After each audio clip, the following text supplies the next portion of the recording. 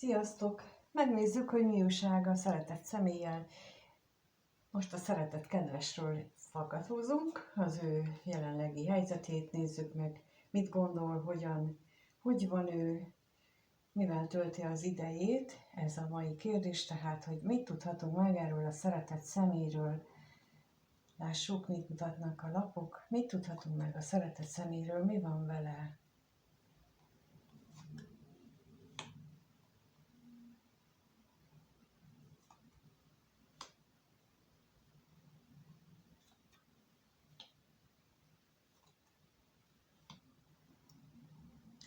Elég érdekes gondolatai vannak.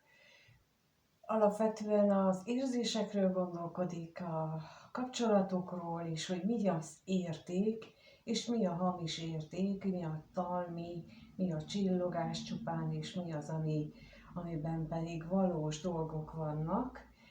És akkor rákérdezünk, hogy a szerelemről mit tudhatunk meg, ezzel kapcsolatosan milyen gondolatai vannak neki vajon.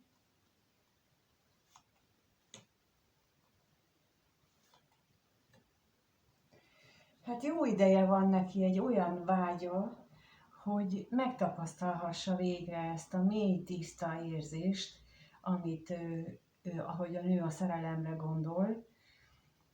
És hát ez az, ami most lekötém, és akkor nézzük a pénzt. Mit jelent itt a pénz most?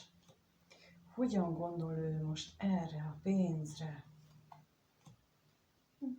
Mit gondol ő erről most?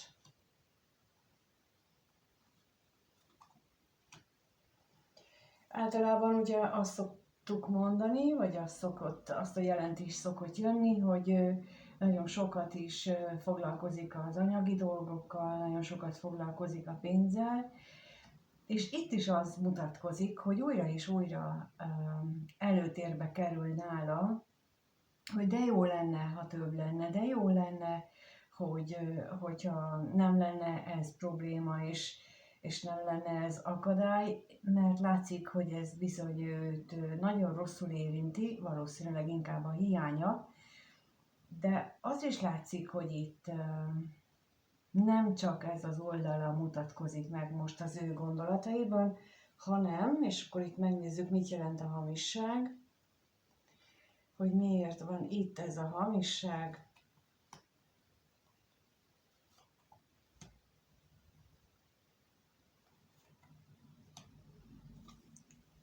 Itt most az is látszik, hogy ő tulajdonképpen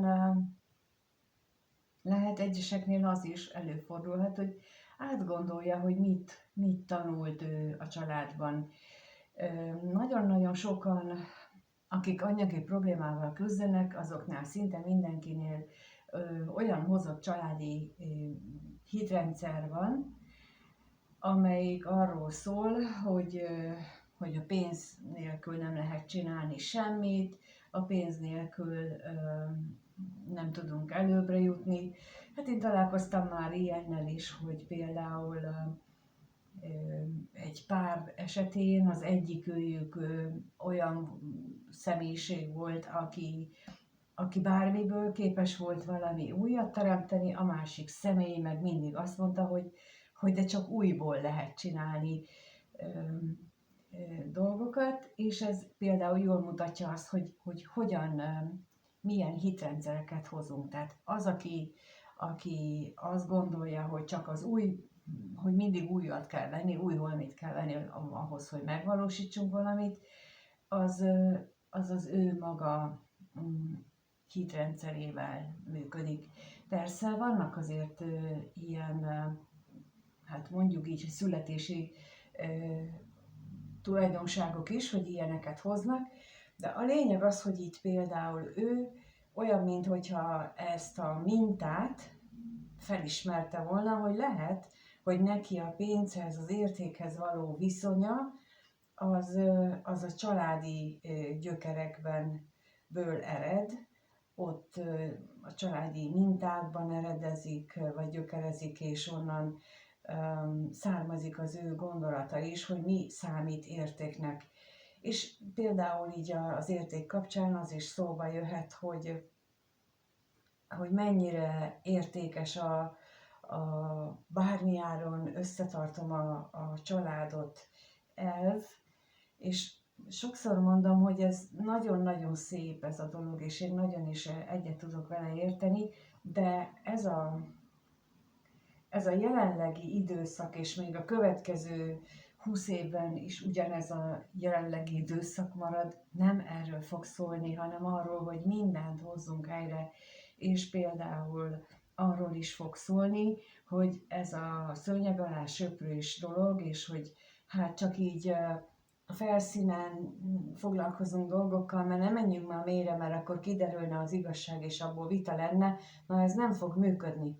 Tehát most a következő időszakban az égi energiák azt fogják mindenkinél nyomni, hogy tessék őszintén szembe nézni az életeddel, a helyzeteddel, a gondolataiddal, és én azt javaslom, hogy elsősorban a gondolattal, és olyan, mintha ő valahogy ennek az energiának az ízlelgetésében lenne. Tehát, hogy minthogyha őt már megkísértette volna ez az energia.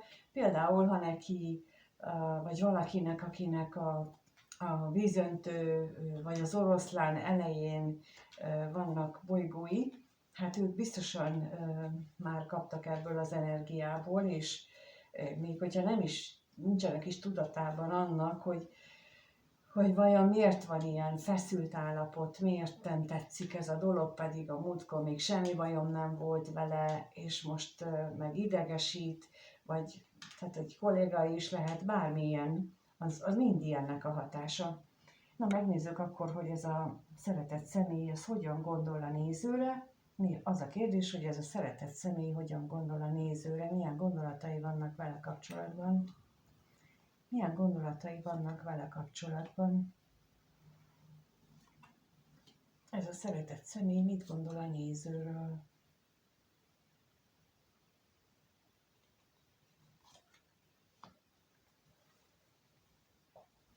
Abban reménykedik, hogy a köztetek lévő távolság, akadályok, azok valami csoda folytán megszűnnek, de olyan, mintha ő maga lenne az, aki túlságosan, vagyis ő maga lenne az, aki az akadály ebben a kettőtök kapcsolatában, legalábbis a gondolatvilága szerint, mert hogy ő állandóan a múltban néz vissza. És akkor ez simán kapcsolódik ahhoz, amit az előbb mondtam, hogy ő lehet, hogy ő már kapja azokat az energiákat, amiről az előbb is beszéltem, és bizony itt ez az első lépés, hogy ilyenkor elkezdjük elemezni, hogy mit csináltunk a múltba, az jó volt-e, nem volt-e jó, mind kellene változtatni, ezek ezzel indulnak, és ha rád gondol, akkor ez feljön benne. Na nézzük az ellenséget, hogy arról mit tudhatunk meg.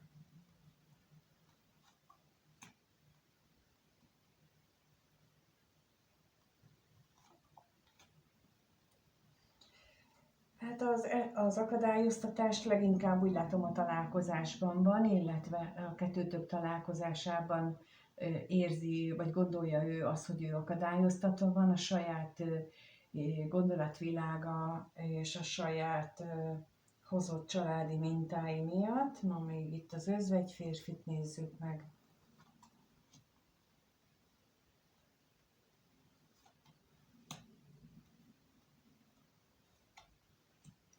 Amelyik hozott minta akár arról is szólhat, hogy az érzéseket azt parástoljuk el, azt nem mutassuk ki, illetve hogy csak bizonyos fajta érzéseknek van helye az életünkben, és a többit meg el kell nyomni, és például szeretetet csak iránta érezhetünk, a másik iránt nem lehet érezni, tehát hogy ilyen nagyon-nagyon különböző dolgokat láttam már, és itt bármelyik szóba jöhet. Tehát az, hogy ő saját maga korlátozza be azt a magát abban, hogy hogy kit szerethet, mit szerethet, hogyan szerethet, azért, mert ő ilyenben nőtt fel. Na, megnézzük akkor, hogy milyen érzései vannak ennek a szeretett személynek a nézővel kapcsolatosan. Mit érez ez a szeretett személy a nézővel kapcsolatban? Mit érez iránta? Mit érez ez a szeretett személy a néző iránt? Mit érez iránta?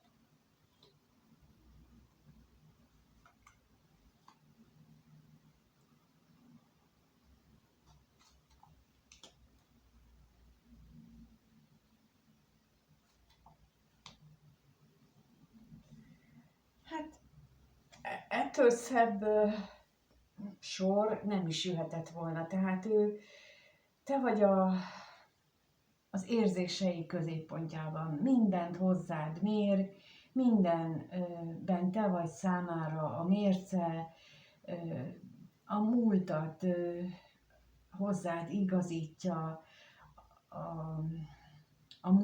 már úgy értem, a múltat hozzád igazítja, hogy amikor visszatekint akár a saját életére, akkor azt ahhoz igazítja, hogy azt te hogyan, vagy veled hogyan tudta volna megélni, hogy egy párkapcsolat az olyan szenvedélyes, olyan tüzes, olyan érzéki, mint amikor veled van, és itt hát ebből a sorból én azt érzékelem, hogy ő benne nagyon-nagyon maximumon vannak az érzések,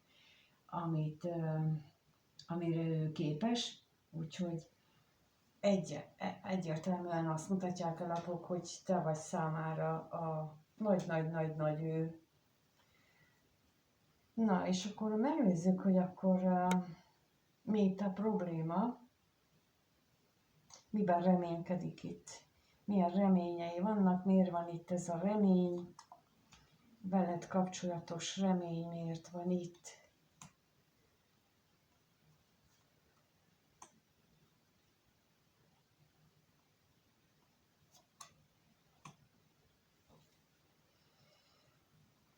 Hát a remény az azt mutatja, hogy ő szeretné, hogyha magasabb szintre tudnátok emelni a kapcsolatotokat, vagy ha most nem vagytok pillanatnyilag kapcsolatban, akkor újra tudnátok kezdeni, de mindenképpen magasabb szinten. Tehát, hogyha eddig csak úgy néha találkozgattatok, akkor most már sokszor tudnátok találkozni, vagy jobban elköteleződött kapcsolatról lenne szó. Tehát ez a lényeg, hogy ilyen magasabb szintre emelt, magasabb szinten szeretné újra kezdeni ezt az egészet, vagy elkezdeni ezt az egészet, és még amiben reménykedik az az, hogy ne legyenek ilyen váratlan,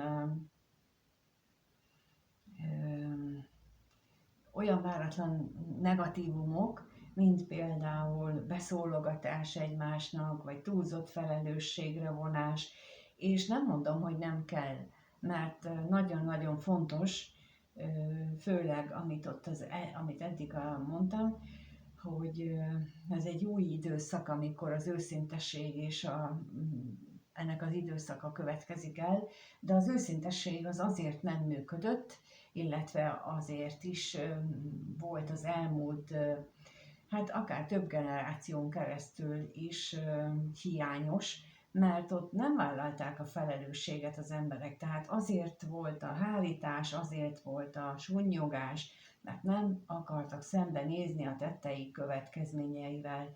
Márpedig, mint mondtam, a következő 20 év erről szól, és mindenki sorra kerül, mert valamilyen kapcsolatban mindenki van, vagy az oroszlánnal, vagy a vízöntővel,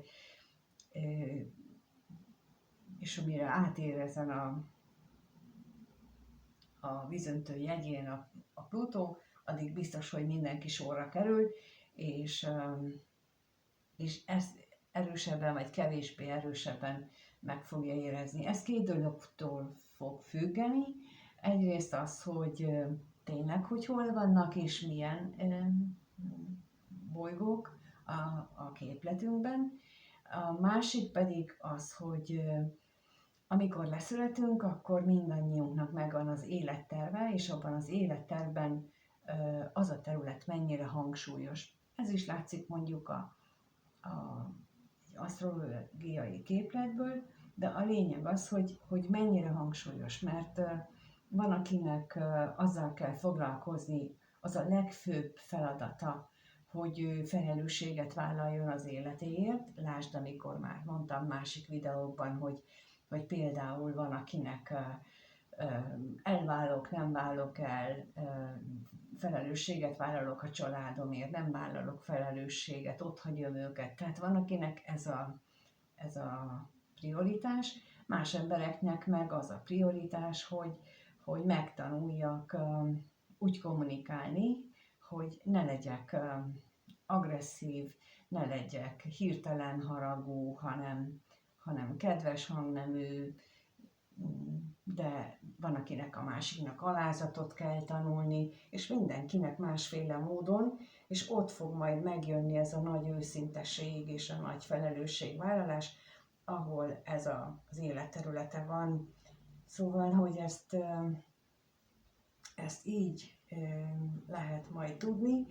Az elmúlt időszakban, hogyha így valamihez akartok viszonyítani, az azt megmutatja, hogy például az elmúlt időszakban a bakban, amikor járt, akkor a stabil alapjainkat kérdőjelezte meg, olyan módon is, hogy például akinek sok volt, már úgy értve, hogy sok volt, hogy úgy érezted, hogy most biztonságban vagy, akkor egyszerűen csak kihúztál lábunkkal alól a talajt. Aztán a másiknak meg, aki labilis volt az élete, össze-vissza mentek a dolgai, egyszer csak viszonylag simább vízre ért az élet hajója. Tehát, hogy ilyen nagyon különbözően ott is végig lehet gondolni, hogy mi történt a 2010 óta az életünkben, mert hogy azóta volt a vakban, és azóta, amit ott történt, azt lehet hozzá hasonlítani. Hát csak most nem a stabilitással, hanem a felelősségvállalással, a szókimondással, az őszinteséggel, a belső szabadságunk megélésével, és a belső szabadság nagyon-nagyon összekeverik a szabadság fogalmát. Sajnos például ilyen segítő szakmában lévők is, a szabadság a belső szabadságot jelenti, az, amikor én megengedem magamnak azt, hogy én belül őszinte vagyok magammal, és megengedem magamnak azt, hogy vállalom a felelősséget a gondolataimért, és nem az a szabadság, hogy én bármit megtehetek. Ez a kettő teljesen különböző, ezt összekeverik néhányan, és ő nem. Ő láthatóan nagyon is gondolkodik, nagyon is érzékeli, úgyhogy ez a személy, akiről itt most beszélünk, ő nagyon valószínűleg vannak intuitív energiái. Na nézzük még itt a szerencsétlenséget.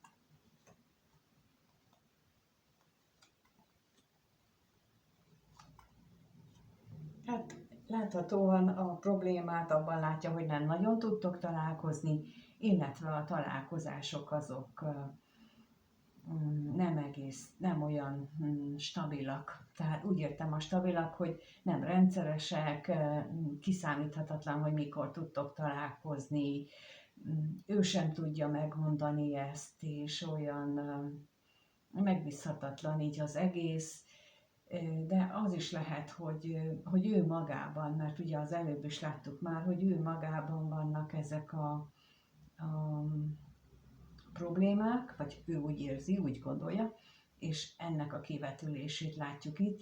Minden esetre látjuk, vagy az látszik, és ez a lényeg benne az egészben, az érzéseiben, hogy te vagy a nagy ő a számára, de mindent viszel, mindenben hozzád mér mindent, és ez nagyon is hasznos tud lenni, akkor, amikor az embernek ilyen átalakulási feladata van, életfeladattal születik, mert akkor ehhez a nagyon pozitív személyhez tudja magát mérni, és az ösztönzőleg tud rá hatni, csak a másiknak meg ki kell ezt bírni, amíg benne megtörténik ez az átalakulás. Na, ez a nem kevés feladat a te részedről. Megnézzük akkor, hogy mire számíthatsz tőle. Tehát a kérdés az, hogy a néző mire számíthat ettől a szeretett kedvestől a következő néhány napban, egy hétben. Mire számíthat a néző ettől a szeretett kedvestől a következő néhány napban, egy hétben? Mire számíthat tőle? Mire számíthat?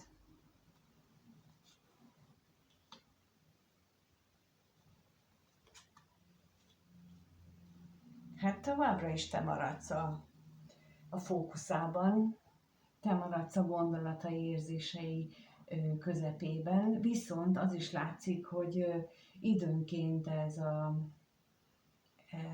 történnek olyan gondolatai, hogy milyen akadályok állnak közétek, és hogy túlságosan nagy teret enged ezeknek, de látható az, hogy te, mint egy fénylő csillag vagy az ő életében, és megnézzük, hogy mit jelent itt ez az ellenség, mi lesz az, ami akadályként megjelenik köztetek, mi lesz az, ami akadály lehet köztetek.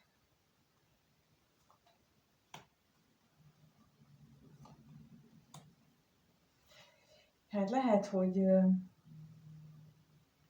nincsen meg az anyagi fedezet, amire ő gondol, lehet, hogy az anyagiakban történnek megint hirtelen változások, az is lehet, hogy otthon történik neki olyan hirtelen változás, akár anyagi téren is, ami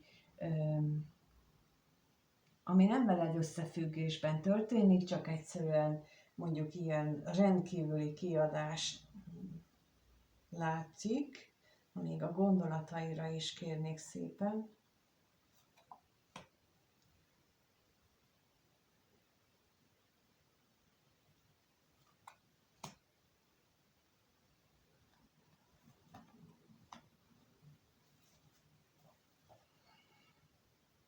Hát a gondolataiban stabilan ott van az, hogy mintha ő valahol titkon imádkozna, vagy titkon kérni az égi segítők segítségét, bár másrésztről meg ott van benne a kétség is, és még akkor a hamisságra is kérek, mert hogy ez a kétséggel összefüggésben.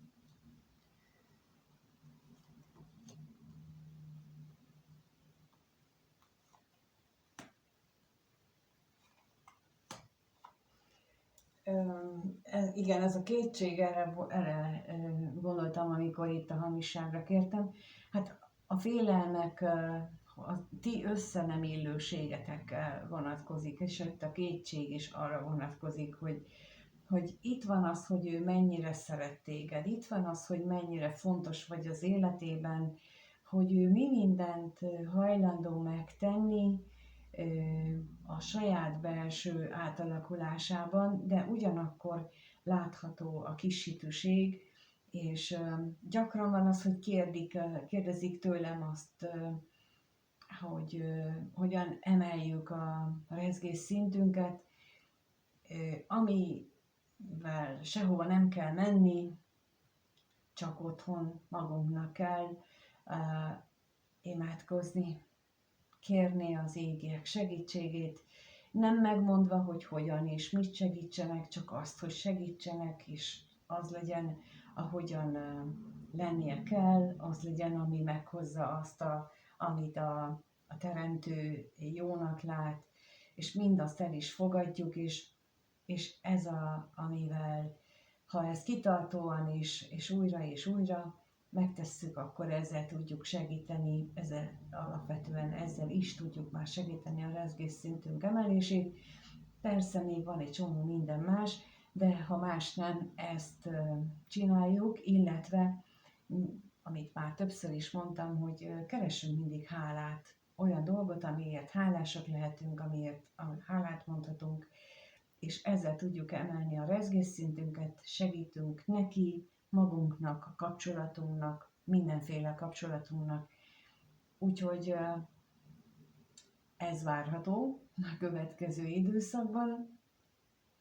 Nem találkozásról beszélnek a lapok, de arról igen, hogy ez a kapcsolat kettőtök között hát folyamatban van, mondjuk így, a szükséges változások és átalakulások folyamata történik, az zajlik éppen, és remélem, hogy ez majd végül is jó eredményt fog hozni nektek, mindannyiótoknak.